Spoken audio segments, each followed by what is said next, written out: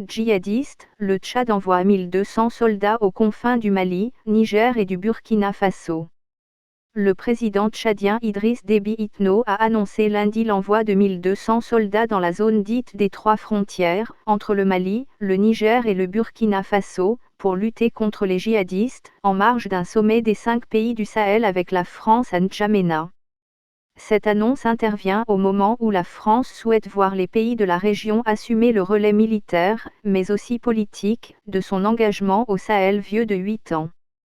Les ministres de la Défense du G5 Sahel, Tchad, Niger, Mauritanie, Niger, Burkina Faso, se sont rendus lundi à Ngigmi, au Niger, près de la frontière avec le Tchad, où sont stationnés les soldats qui seront ensuite déployés dans la région des trois frontières, selon la télévision d'État tchadienne.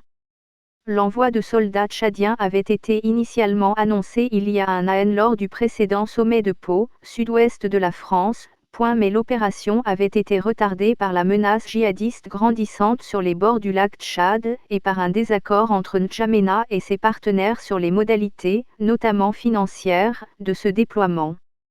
Les 4 autres chefs d'État de l'Alliance du G5 Sahel, les Mauritaniens Mohamed Ould Cheikh El Ghazouani, Malien Bah Endo, Burkinabé Roch Marc Christian Kaboré et Nigérien Mahamadou Issoufou, avaient fait le déplacement, mais pas Emmanuel Macron. Resté à Paris pour cause de crise du Covid-19, le président français a participé avec eux à une réunion en visioconférence dont rien n'a filtré. Le sommet de N'Djamena a lieu un an après celui de Pau, qui, devant la menace d'une rupture sous les coups de boutoir djihadistes, avait débouché sur un renforcement militaire dans la zone des trois frontières et l'envoi de 600 soldats français supplémentaires, les faisant passer de 4500 à 5100. En dépit des succès tactiques revendiqués, le tableau demeure très sombre dans les trois principaux pays affectés. Plus de 8 ans après le début de la crise, quasiment pas un jour ne passe sans une attaque armée, l'explosion d'une mine artisanale ou des exactions contre les civils. La barre des 2 millions de déplacés a été franchie en janvier. Un an après Pau et le temps du sursaut militaire doit venir à N'Djamena, celui du sursaut diplomatique, politique et du développement, avait avancé le ministre français des Affaires étrangères Jean-Yves Le Drian avant le sommet. L'armée française revendique d'avoir sérieusement affaibli l'organisation État islamique, EI, et tué plusieurs chefs d'Al-Qaïda au Maghreb islamique, AQMI. Le nombre d'attaques de camps militaires a baissé en 2020. Mais les deux principales nébuleuses djihadistes restent très actives.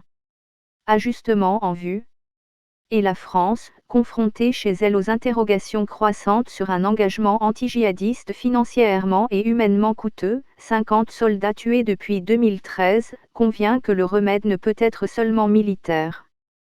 Paris juge que trop peu a encore été fait par ses partenaires sahéliens sur le front politique, par exemple au Mali pour appliquer un accord de paix signé avec l'ex-rébellion du Nord, ou pour faire revenir les instituteurs et les médecins dans les localités qui l'ont déserté. Le sommet de N'Djamena pourrait acter l'effort ciblé sur la haute hiérarchie du groupe de soutien à l'islam et aux musulmans, GSIM, une alliance djihadiste affiliée à Al-Qaïda, explique l'Élysée. Plus globalement au Sahel, la France ne cache pas sa volonté de réduire la voilure de son armée. Elle va ajuster son effort, assurait en janvier M. Macron. Mais Paris semble hésiter à couper immédiatement dans ses effectifs. Paris compte notamment sur la sahélisation, c'est-à-dire le passage du témoin aux armées nationales que la France forme avec l'Union européenne. Celle-ci, sous-entraînée et sous-équipée, reste vulnérable. M. Déby a lui-même reconnu lundi ses faiblesses et invité tous les États membres à s'atteler à une autonomisation complète de la force conjointe du G5 Sahel en la dotant de moyens financiers et logistiques propres. En outre, politiquement, Paris martèle qu'il est temps de consolider les réussites militaires des derniers mois en réinstallant l'État là où il est absent. Beaucoup d'efforts sont consentis par nos gouvernements pour assurer le retour de l'État et des administrations sur les territoires, a plaidé M. Déby. Mais la situation socio-économique de nos pays n'est pas très reluisante, c'est pourquoi nous lançons un appel pressant à tous nos partenaires afin de nous apporter les ressources additionnelles qu'ils ont promises pour nous permettre de réaliser nos programmes de développement, a conclu le maréchal en invoquant notamment la piste de l'annulation de la dette. Source AFP.